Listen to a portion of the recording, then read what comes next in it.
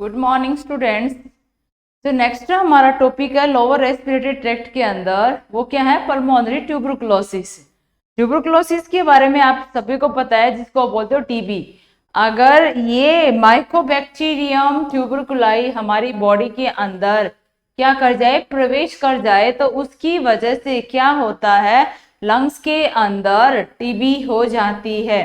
ये जरूरी नहीं है सिर्फ लंग्स में करेगा, ये बाकी ऑर्गन को भी, जैसे अपने ब्रेन को, बोन्स को, लीवर को, बाकी ऑर्गन के अंदर भी ये क्या कर जाता है, इंटेस्टाइन के अंदर ट्यूबरकुलोसिस हो सकता है। बट मोस्टली जो हम पढ़ते हैं वो क्या पढ़ते हैं, लंग्स के अंदर क्या होगी, टीबी हो गई। ट्यूबरकुलोसिस कहाँ हो गई, लंग्स के अंदर। बाकी ऑर्गन भी ट्यूबरकुलोसिस हो सकते हैं, उनके अंदर भी ट्यूबरकुलोसिस का बैक्टीरिया जा सकता है और इन्फेक्टेड कर सकता है।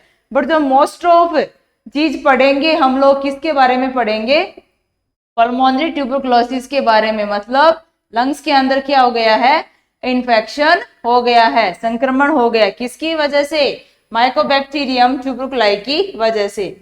अगर यहाँ पे इसकी बात की जाएगी तो ट्यूबरकुलोसिस एक क्या है, इतनी क्रॉनिक और संक्रामक बीमारी है। क्या है, क्रॉनिक और संक्रामक बीमारी है, जो किसकी वजह से होती है, माइकोबैक्टीरियम ट्यूबरकुलोसिस। क्या होता है, माइकोबैक्टीरियम ट्यूबरकुलोसिस। ये एक ऐसा बैक्टीरिया है जो क्या करता है, कोज करता है किसको, ट्यूबरकुलोसिस को। तो माइकोबैक्टीरियम ट्यूबरकुलोसिस की वजह से जो हमारी बॉडी में संक्रमण होगा उसको आप क्या बोलते हो, ट्यूबरकुलोसिस। ये ट्यूबरकुलोसिस मुख्य रूप से व्यक्ति के लंग्स को ही प्रभावित करता है। हालांकि ये हमारी हड्डियों को, हमारे इंटेस्टाइन को, हमारी स्किन को, लिम्फ नोड्स को, सभी को भी क्या कर सकता है, प्रभावित कर सकता है। मोस्टली तो ये बोन लंग्स को ही क्या करता है, प्रभावित करता है, कौन, टीबी। बट ये किसी किसी कंडीशन के अंदर ये हमारे बोन, हमारे इंटेस्टाइन, हमारी त्वचा, हमारे लिम्फ नोड्स, ब्रेन, इन सबको भी क्या कर सकता है, अफेक्टेड कर सकता है। वर्तमान में बीसीजी के टीकाकरण और डॉट्स, डॉट्स का मतलब होता है direct observe treatment short course. अरे डॉट्स का मतलब क्या होता है, direct observe treatment short course. ये ऐसी थेरेपी होती है जिनको देके हम क्या कर रहे हैं, ट्यूबरकुलोसिस के केस है वो क्या कर रहे हैं, कम कर रहे हैं। दूसरा, बच्चों में हम लोग बीसीजी का टीकाकरण कर देंगे तो भी क्या होगा, इसके केस है वो कम मिलेंगे। डॉट्स वगैरह और बीसीजी की वजह से इसकी दर क्या हो गई है, कम तो हो गई है, मॉर्बिडिटी रेट, मतलब बीमारी की रेट तो कम हो गई है, और इसके होने वाले कारण भी क्या आई है, गिरावट आई है। मतलब अरे बीमारी की दर और बीमारी से होने वाली मृत्यु दर दोनों ही क्या है, कम हुई है। किसकी वजह से, बीसीजी के टीकाकरण की वजह से और डॉट्स थेरेपी से।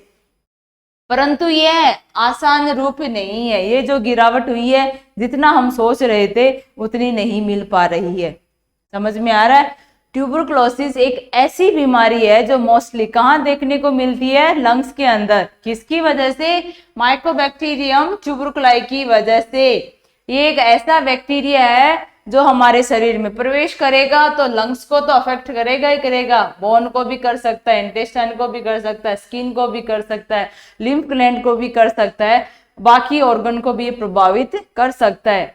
बीसीजी का और डॉट्स का जब हम लोगों ने यूज करना स्टार्ट कर दिया तो इसकी मॉर्बिडिटी रेट, मतलब बीमारी की दर और बीमारी की होने वाली मृत्यु की दर दोनों ही क्या हो गई है, थोड़ी कम हुई है। बट आवश्यकता अनुसार जितनी हमें कम करवानी थी उतनी अभी आशा के अनुरूप हमें वो रिजल्ट नहीं मिल पाया। बट फिर भी थोड़ी थोड़ी क्या हो रही है, रेट कम होती जा रही है। जबकि पहले ट्यूबरकुलोसिस की वजह से मृत्यु दर है वो क्या, बहुत ज्यादा देखने को मिलती थी। अगर यहाँ इसकी बात करें रिस्क फैक्टर के बारे में, भाई ट्यूबरकुलोसिस मोस्टली तो बैक्टीरिया हो गया, माइकोबैक्टीरियम ट्यूबरकुलोई ये एक ऐसा बैक्टीरिया है जो मोस्ट कॉमन कारण है, उत्पन्न होता है कौन, ट्यूबरकुलोसिस। ये एक एसिड फास्ट बैक्टीरिया के बारे में दे रखी है, ये एक एसिड फास्ट बैक्टीरिया है, एरोबिक, मतलब जहां ऑक्सीजन ज्यादा होती है वही अपनी ग्रोथ करता है। कौन है, माइकोबैक्टीरियम ट्यूबरकुलाई एक ऐसा बैक्टीरिया है जो जहां हमारी बॉडी के अंदर, एरोबिक का मतलब क्या होता है, ऑक्सीजन ज्यादा, ऑक्सीजन क्या है, ज्यादा, अरे जहां हमारी बॉडी में ऑक्सीजन, अब आपको पता है ऑक्सीजन सबसे ज्यादा कहाँ मिलेगी, फेफड़ों में तो मिलेगी। तो जहां ऑक्सीजन ज्यादा होती है और ये नॉन मोटाइल मतलब गति नहीं करता है और रॉड शेप होता है छड़ी के जैसा, मतलब रोड देखिए ना आप लोगों ने, ये ऐसे कुछ करके बैक्टीरिया होता है या फिर सीधा भी हो सकता है। रॉड शेप बैक्टीरिया होता है। एसिड फास्ट की वजह से इस माइकोलिक अम्ल की उपस्थिति होती है। ये बैक्टीरिया के बारे में दे रखा है, डिजीज के बारे में नहीं है। बैक्टीरिया कौन सा है, एसिड फास्ट है। ऑक्सीजन जहां पे ज्यादा है वहीं पे अपनी ग्रोथ एंड मल्टीप्लिकेशन करेगा, रॉड शेप होता है। अभी इसके कुछ रिस्क फैक्टर भी हैं, कारक भी हैं, उन कारकों की वजह से भी क्या हो सकता है, ट्यूबरकुलोसिस हो सकता है। कैसे, अगर बंदे प्यूबर्टी के अंदर सफर कर रहे हैं, भाई गरीबी लाइन से सफर कर रहे हैं, कुपोषण के शिकार है, अत्यधिक भीड़ भाड़ वाले इलाके में रहते हैं, एजुकेशन की कमी है और पर्सनल और इन्वायरमेंटल हाइजीन है वो प्रॉपर नहीं है। भाई खुद की तो हाइजीन रख ही नहीं पा रहे हैं और वहां पे जहां जगह पे रह रहे हैं उस जगह में भी क्या है, हाइजीन प्रॉपर नहीं है, साफ सफाई खुद की भी नहीं है और रहने वाली जगह की भी नहीं है। तो ये सारी चीजें क्या करती हैं, इस बैक्टीरिया को हमारी बॉडी में प्रवेश करवाने का काम कर जाती है। समझ में आ रहा है। ट्यूबरकुलोसिस होने के कुछ ऐसे भी कारण है जिनकी वजह से संभावना बढ़ जाती है।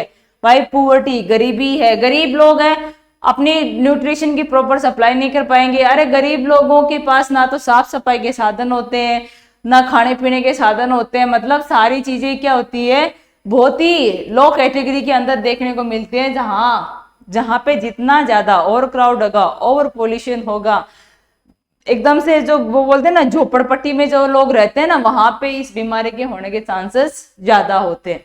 Is that clear. ये क्या हो गए इसके रिस्क फैक्टर।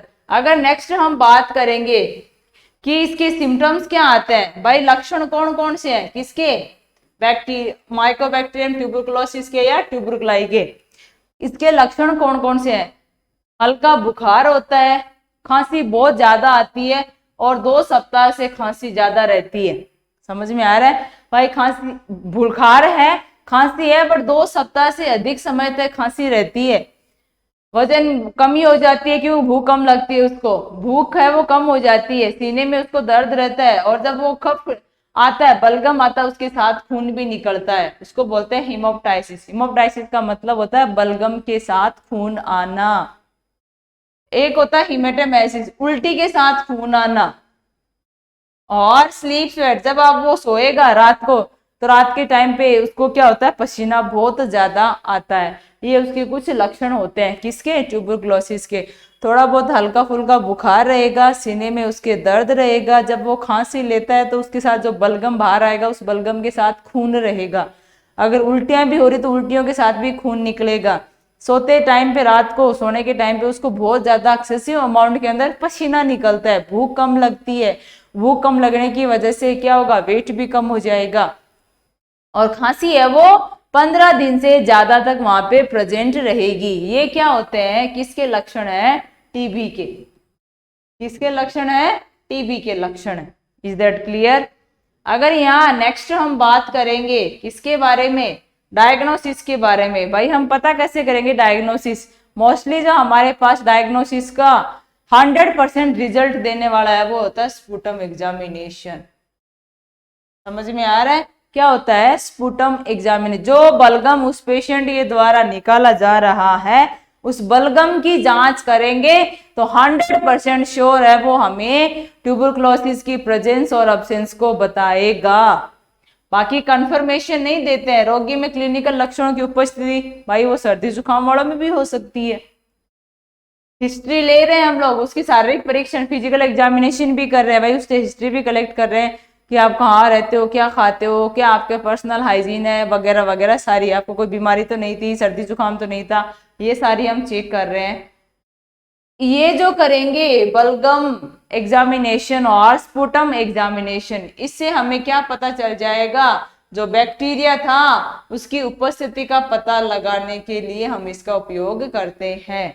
अरे बैक्टीरिया की प्रेजेंस का पता करने के लिए हम कौन सा टेस्ट करते हैं, बलगम टेस्ट, और ये आपको 100% रिजल्ट बताएगा। समझ में आया। 100% आपको रिजल्ट बताता है।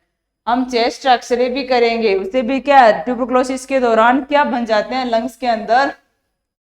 अगर यहाँ हम लंग्स की बात करें तो लंग्स के अंदर जैसे कि ये ट्रेकिया ये सारे हो गए, लंग्स के अंदर जगह जगह पे ऐसे क्या बन जाते हैं, ये व्हाइट व्हाइट कलर के जैसे चीजी सब्सटेंस। चीजी सब्सटेंस जानते हो? अरे आप पनीर देखा है ना, पनीर, पनीर ओबियसली सभी ने देखा होगा। पनीर के जो छोटे छोटे टुकड़े हैं ना व्हाइट कलर के, वैसा ही हमारे लंग्स के अंदर ये व्हाइट व्हाइट कलर के चकते बन जाते हैं। कब? ट्यूबरकुलोसिस के अंदर। तो ये किस में पता चलेगा? चेस्ट एक्सरे के अंदर। समझ में आ रहा है? चेस्ट एक्सरे के अंदर जब हम लोग करेंगे तो उस टाइम पे हमें देखने को मिलेगा कि फेफड़ों में क्या बन गए हैं, व्हाइट व्हाइट कलर के चकते बने हुए हैं, जो किसके वजह से लग रहा है, पनीर के टुकड़े पड़े हो लंग्स के अंदर। समझ में आ रहा है? क्या लगेगा? जैसे पनीर के टुकड़े पड़े हो वैसा हमें फील होगा, उसको आप क्या बोलते हो? Chest x ray. बायोप्सी करेंगे, कोई छोटा सा टिश्यू का टुकड़ा लेंगे हम लोग, लंग्स के टिश्यू का टुकड़ा लिया जाता है और उसको क्या किया जाता है, लैब में टेस्ट किया जाता है। फाइन नीडल एस्पिरेशन साइटोलॉजी और ट्यूबरकुलिन परीक्षण, ये सारे क्या करते हैं हम लोग, डायग्नोसिस करते हैं किसके अंदर? ट्यूबरकुलोसिस के अंदर। समझ में आ रहा है? ये सारी चीजें हमें बताएगा कि बैक्टीरिया प्रेजेंट है या एब्सेंट है। ये जो टेस्ट किया जाता है ये हाइपर सेंसिटिविटी के लिए किया जाता है। जो ट्यूबरकुलिन टेस्ट है वो किसके लिए करते हैं हम लोग? हाइपर सेंसिटिविटी के लिए। समझ में आया? Hyper sensitivity hyper sensitivity reaction के लिए हम लोग क्या करते हैं? ट्यूबरकुलिन परीक्षण करते हैं, टेस्ट करते हैं। हमारी 4 आर्म पे क्या किया जाएगा? ट्यूबरकुलिन का एक इंजेक्शन लगाया जाएगा इंट्राडर्मली और 3 दिन बाद उसका रिजल्ट देखेंगे। अगर हाथ पे जहां इंजेक्शन लगाया था वो एरिया, ये हाथ पे आपने इंजेक्शन लगाया, ये इंजेक्शन वाला एरिया अगर इतना रेड हो गया है तब तो हम मानते हैं कि इसको क्या है भाई, पॉजिटिव इंडिकेशन देगा कि हाँ इसको क्या था, बैक्टीरिया या ट्यूबरकुलोसिस का बैक्टीरिया है वो इसकी बॉडी के अंदर प्रेजेंट है। अगर ये एरिया इतना रह गया है तो हमें डाउट रहता है, डाउटफुल है ये, तो इसको कंफर्म करने के लिए हम लोग स्पुटम एग्जामिनेशन करते हैं। अगर ये इतना सा ही है जितना इंजेक्शन लगाया था तो ये क्या हो गया, ये क्या बताएगा? Negative test. समझ में आ रहा है? ये क्या होते हैं, ट्यूबरकुलोसिस के बैक्टीरिया को चेक करने के लिए और चेक करने के बाद कंफर्म करने के लिए जो टेस्ट किए जाते हैं वही हम यहाँ पे पढ़ रहे हैं, जिनको आप बोलते हो डायग्नोसिस। जो 100% रिजल्ट देगा वो क्या होता है हमारा? Sputum examination. और इससे पता चलेगा किसे? ट्यूबरकुलिन से हाइपर सेंसिटिविटी। क्योंकि अगर वही बैक्टीरिया है हमारी बॉडी के अंदर और बाहर से हम वही बैक्टीरिया और दे रहे हैं इंजेक्शन के थ्रू, तो दोनों मिलके क्या करेंगे? रिएक्शन करेंगे, हाइपर सेंसिटिविटी रिएक्शन करेंगे। अब अगर पहले हमारी बॉडी में वो बैक्टीरिया मौजूद था और बाहर से हमने वही बैक्टीरिया और दे दिया, तब तो दोनों की रिएक्शन होगी। अब बाहर से तो हमने बैक्टीरिया दे दिया बट अंदर उस इंसान की बॉडी में नहीं था, तो रिएक्शन आएंगी नहीं। समझ में आया? अगर दो चीजें एक साथ मिलके काम करेंगी तो रेस्पॉन्स जल्दी आएगा, और अगर एक चीज मिलेगी तो रेस्पॉन्स आने के कोई चांस नहीं होते हैं। Is that clear? तो पता करने के लिए हम लोग क्या कर रहे हैं, ये ट्यूबरकुलिन टेस्ट कर रहे हैं, और कंफर्मेशन के लिए हम लोग क्या कर रहे हैं? Sputum examination. अगर यहाँ नेक्स्ट बात करें हम लोग मैनेजमेंट की, भाई इसके अंदर 5 दवाइयां दी जाती है। कौन सी? इसको बोलते हैं पेरिस। ये 5 दवाइयां हम लोग ट्यूबरकुलोसिस वाले पेशेंट को देते हैं, जिसको बोला जाता है Paris. PERIS, Paris. Paris, first P का मतलब होता है आइसोनियाजिड, सॉरी P का मतलब नहीं है, I का मतलब है। जो हमने I लिखा है इस I का मतलब क्या होता है? आइसोनियाजिड। R का मतलब क्या होता है? रिफाम्पिसिन।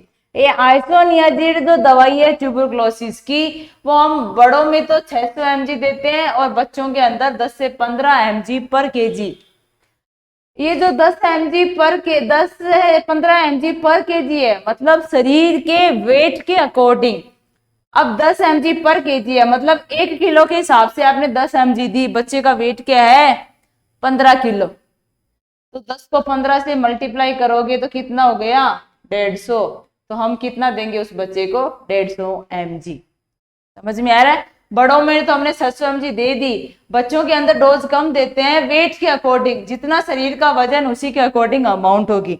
अगर बच्चे का वजन 5 किलो है तो 5 को 10 से गुणा करोगे तो कितने हो गए? 50 mg ही उसको देनी है। समझ में आया? ये क्या कर रहे हैं हम लोग? दवाई दे रहे हैं। फर्स्ट वन आइसोनियाजिड, जिसके अंदर 600 mg तो बड़ों में और बच्चों में 10 से 15 mg। इसकी जो हाइपर सेंसिटिविटी रिएक्शन आना स्टार्ट हो जाते हैं, लैक ऑफ कंसंट्रेशन, प्रॉपर तरीके से वो एकाग्रता में नहीं रह पाता, कंसंट्रेशन नहीं रह पाता है, और पॉलीन्यूरोपैथी, ये क्या करता है? नर्वस सिस्टम में टॉक्सिसिटी कर देता है। क्या कर देता है? नर्वस सिस्टम में टॉक्सिसिटी कर देता है। समझ में आया? क्या कर देता है ये? नर्वस सिस्टम में जो हमारा तंत्रिका तंत्र होता है उसमें अपना ये थोड़ा दुष्प्रभाव डालता है। समझ में आया? कौन? आइसोनियाजिड। तो इसके दुष्प्रभाव को कम करने के लिए हम लोग क्या देते हैं? विटामिन B6 दिया जाता है इस दवाई के साथ में। ये विटामिन B6 क्या करेगी? इसको हमारे नर्वस सिस्टम पे या तंत्रिका तंत्र पे दुष्प्रभाव नहीं डालने देगी। कौन? Vitamin B6। अरे जब हमने आइसोनियाजिड दिया तो ये आइसोनियाजिड ये तो चलो ठीक हो जाएंगे, पॉलीन्यूरोपैथी, अरे ये नर्वस सिस्टम में ज्यादा घातक इफेक्ट डालती है।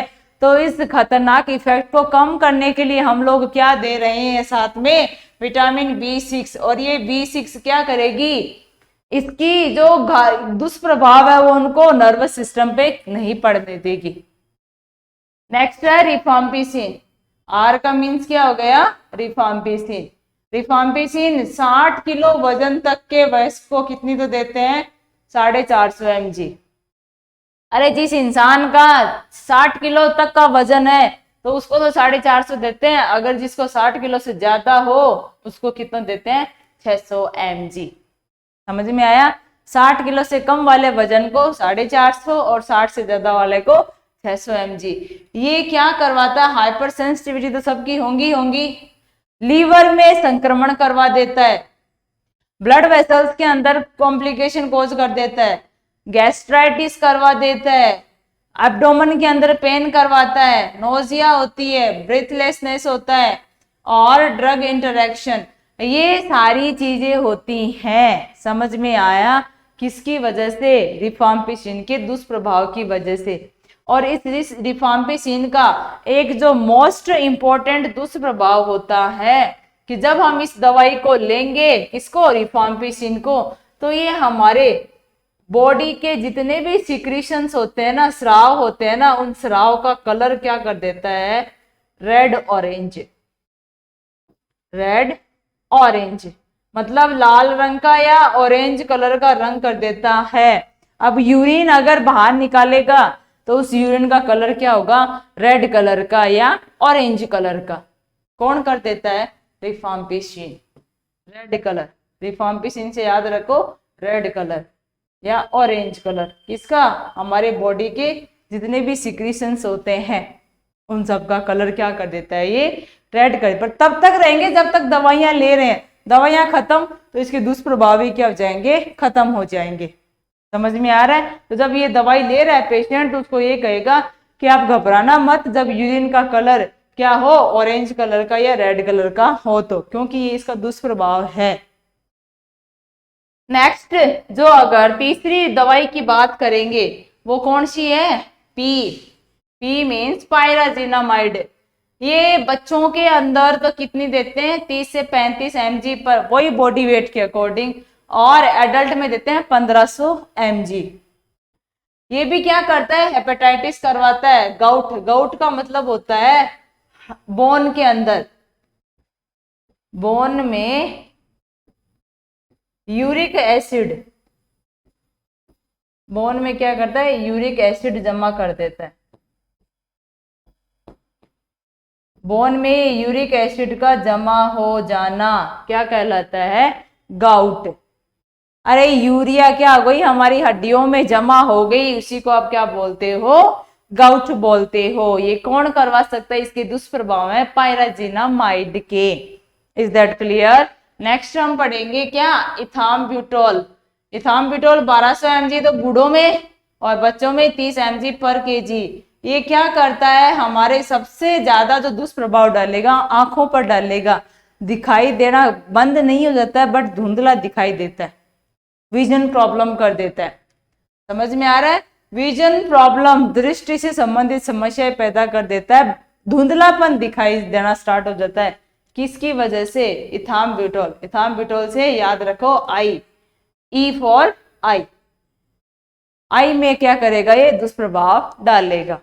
लास्ट वन बच गया आपका एस, स्ट्रेप्टोमाइसिन। बड़ों में 750 mg, बच्चों में 15 mg पर केजी। ये भी क्या करेगा? वेस्टिबुलर डिस्टरबेंस कर देगा। और जो मोस्ट कॉमन, अरे वेस्टिबुलर डिस्टरबेंस का मतलब यही होता है जो हमारी आई कान के अंदर जो कोक्लियाज वगैरह प्रेजेंट होते हैं उनमें प्रॉब्लम करता है और सुनाई देना थोड़ा कम हो जाता है। किसकी वजह से? स्ट्रेप्टोमाइसिन की वजह से सुनना कम हो जाता है। समझ में आया? क्या हो जाता है? सुनना कम हो जाता है। किसकी वजह से? स्ट्रेप्टोमाइसिन की वजह से। तो ये दवाइयां कितनी तो खुराक में देते हैं और इनके दुष्प्रभाव क्या होते हैं वो सारा हमने टेबल के थ्रू पढ़ लिया। ये क्या हो गया? ट्यूबरकुलोसिस का management. Is that clear? Tuberculosis का मैनेजमेंट। अगर नेक्स्ट हम यहाँ पे बात करेंगे ट्यूबरकुलोसिस के बाद में, एक होता है पल्मोनरी एम्बोलिज्म। ये वो बीमारी है जो किस में होती है? पल्मोनरी धमनी या आर्टरी के किसी भी भाग में, किसी भी भाग का किसी एम्बोलस द्वारा ब्लॉक हो जाना। भाई अगर ये आर्टरी जा रही थी यहाँ लंग्स के पास, इस आर्टरी में अगर यहाँ ब्लॉक हो गया, यहाँ ब्लॉक हो गया या यहाँ ब्लॉक हो गया, कहीं पे भी कोई एक जगह पे क्या बन गया? एम्बोलस बन गया। एम्बोलस का मतलब होता है क्लॉट ही बना है बट वो घूमता फिरता रहता है। समझ में आ रहा है? मूवेबल है वो। तो ऐसा पहले यहाँ आया, यहाँ से यहाँ आ गया, फिर यहाँ से यहाँ आ गया, या फिर मान लो पैरों में था एम्बोलस, वो घूमता घूमता कहाँ आ गया? ब्लड सर्कुलेशन के थ्रू पल्मोनरी आर्टरी में आ गया, लंग्स में आ गया। समझ में आ रहा है? कहीं पे भी किसी भी पार्ट में था और वहां से चलता हुआ अगर वो यहाँ पे आ गया, पल्मोनरी आर्टरी या धमनी में आ गया, उसी को क्या बोलते हैं? Pulmonary embolism. पल्मोनरी एम्बोलिज्म का मतलब होता है पल्मोनरी आर्टरी के किसी भी भाग का किसी एम्बोलस द्वारा ब्लॉक हो जाना क्या कहलाता है? पल्मोनरी एम्बोलिज्म कहलाता है। समझ में आ रहा है? ये डायरेक्टली यहाँ पे भी बन सकता है और किसी और पार्ट से होता हुआ भी कहाँ पे आ सकता है? पल्मोनरी आर्टरी में आ सकता है। समझ में आया? पल्मोनरी आर्टरी के अंदर भी कहीं से घूमता फिरता आ सकता है या फिर डायरेक्ट पल्मोनरी आर्टरी में भी बन सकता है। क्या? एम्बोलस। समझ में आ रहा है? और ये एम्बोलस क्या करेगा? पल्मोनरी आर्टरी को ब्लॉक कर देगा, ऑब्स्ट्रक्ट कर देगा, उसी को बोलते हैं पल्मोनरी एम्बोलिज्म। अगर ये हो गया तो इसके भी वही सिम्टम आएंगे, सांस लेने में प्रॉब्लम हो गई, लंग्स में इडिमा हो गया, लंग्स फूल गए, ये सारी चीजें उसमें भी आएंगी। नेक्स्ट अगर यहाँ हम बात करेंगे किसकी? प्लूरल इफ्यूजन की। नेक्स्ट जो लोअर रेस्पिरेटरी ट्रैक्ट की बीमारी है वह प्लूरल इफ्यूजन। प्लूरल इफ्यूजन क्या होता है? प्लूरल स्पेस जो क्या होता है? लंग्स के चारों तरफ उपस्थित होता है। अगर उस स्पेस के अंदर असामान्य रूप से क्या हो जाए? कोई तरल पदार्थ जमा हो जाए, अक्यूमुलेशन हो जाए, किसका? फ्लूइड का, उसी को आप क्या बोलते हो? Pleural effusion. अगर उस प्लूरल स्पेस के अंदर किसी असामान्य रूप से फ्लूइड का अक्यूमुलेशन या तरल पदार्थ जमा हो जाए, उसको आप क्या बोलते हो? Pleural effusion. प्लूरल स्पेस कहाँ होता है? लंग्स के चारों ओर पाई जाने वाली बाह्य परत तथा आंतरिक परत उनके मध्य पाया जाता है। अरे ये हो गया लंग्स, ये यहाँ पे इसके चारों तरफ ये प्लूरा, तो ये वाली और ये वाली इन दोनों के बीच में जो पाया जाता है उसी को आप क्या बोलते हो, प्लूरल स्पेस बोलते हो। समझ में आया। अगर यहाँ पे बात की जाए कि मानो मैंने यहाँ पे लंग्स बनाया, क्या बना दिया, ये लंग्स बना दिए, इस लंग्स के चारों तरफ हमने क्या कर दी, दूसरी लेयर बना दी। समझ में आया, ये दूसरी लेयर बना दी। अब इस दूसरी लेयर के अंदर क्या भरा पड़ा है, कोई फ्लूइड भरा पड़ा है। ये देखो, ये क्या भर दिया हमने, फ्लूइड भर दिया। और ये फ्लूइड ही, ये जब जहां पे ये द्रव या फ्लूइड भरा हुआ है, ये क्या है, प्लूरल स्पेस। ये क्या है, प्लूरल स्पेस। अंदर वाली और बाहर वाली दोनों लेयर के बीच में जो जगह होती है उसी को आप क्या बोलते हो, प्लूरल स्पेस। और इस प्लूरल स्पेस में अगर कोई द्रव भरा हुआ है उसी को आप क्या बोलते हो, प्लूरल इफ्यूजन। प्लूरल स्पेस में असामान्य रूप से तरल का कलेक्शन फेफड़ों के फैलाव को रोकता है। अब अगर ये चारों तरफ फेफड़ों के पानी भर गया है, फेफड़ों के अंदर नहीं, फेफड़ों के बाहर पानी भर गया है, तो ये फेफड़ों को जब सांस लेंगे तो उस टाइम पे वो उनको फूलने नहीं देगा। भाई सांस लेते हैं तो हमारे ऐसे बोलते हैं ना, सांस लेते हैं तो छाती चौड़ी होती है और सांस छोड़ते तो छाती कम हो जाती है। ये क्या है भाई, चेस्ट का फैलना और चेस्ट का कम होना किस पे डिपेंड करता है, सांस लेने पे। बढ़िया करवाता कौन है, लंग्स ही तो करवाएगा। तो जब आप सांस ले रहे हो तो जब ये लंग्स फूलेंगे, क्योंकि हवा भरेगी तो लंग्स फूलेंगे, तो फूलने के लिए उनको जगह चाहिए। अब वो जगह किन्होंने घेर ली, उस तरल पदार्थ ने घेर ली जो लंग्स के चारों तरफ वही था। तो ये क्या करेगा, फेफड़ों के फैलाव को रोकेगा, जिसकी वजह से रोगी को सामान्य श्वसन क्रिया बाधित हो जाएगी। समझ में आया, सांस लेने में तकलीफ होने लग जाएगी। क्यों, क्योंकि फेफड़े हैं वो आराम से फैल नहीं पा रहे हैं जब हम लोग सांस ले रहे हैं तब। समझ में आ रहा है, क्यों नहीं फैल पा रहे हैं, क्योंकि उनके चारों तरफ क्या भरा पड़ा है, पानी ही पानी भरा पड़ा है। अब उनको जगह ही नहीं मिल पा रही है कि वो फैल जाएं। समझ में आ रहा है, अगर पानी नहीं था तब वो आराम से फैल रहा था, जब जैसे हवा अंदर जा रही थी। बड़ा पानी भर गया तो जगह तो वही कवर कर ली, तो वो जगह तो फैल ही गई है ना। अब ये तो है नहीं कि वो पानी को पिचका के बाहर निकाल देगा, कितना प्रेशर लगा सकता है। तो फेफड़ों के फूलने में प्रॉब्लम आएगी, और प्रॉब्लम आएगी तो कंडीशन क्या कहलाएगी, प्लूरल इफ्यूजन। ये वो सिचुएशन होती है जब प्लूरल स्पेस में क्या हो जाए, असामान्य रूप से तरल का जमाव हो जाए, प्लूरल इफ्यूजन कहलाता है। ये कहाँ पे आया जाता, प्लूरल स्पेस कहाँ होता है, लंग्स की बाह्य परत और आंतरिक परत, इन दोनों के बीच में पाया जाता है। कौन, प्लूरल स्पेस। जब ये प्लूरल स्पेस में फ्लूइड भर जाएगा तो फेफड़ों के फैलाव को क्या करेगा, रोकेगा, और सामान्य श्वसन प्रक्रिया बाधित हो जाएगी। समझ में आया, क्या हो जाएगी, सामान्य श्वसन प्रक्रिया बाधित होगी। Is that clear. ये क्या हो गया, पल्मोनरी ट्यूबरक्लोसिस, पल्मोनरी एम्बोलिज्म और pleural effusion. Is that clear. ये क्या हो गए, लोअर रेस्पिरेटरी ट्रैक्ट के इन्फेक्शन, संक्रमण और बीमारियां। अगर हम नेक्स्ट पढ़ेंगे तो क्या पढ़ेंगे भाई, लंग्स की सारी छोटी मोटी जितनी भी बड़ी सब बीमारियां पढ़ ली। अब एक बहुत बड़ी बीमारी है जिसके बारे में पढ़ेंगे हम नेक्स्ट क्लास के अंदर। तब तक के लिए थैंक यू।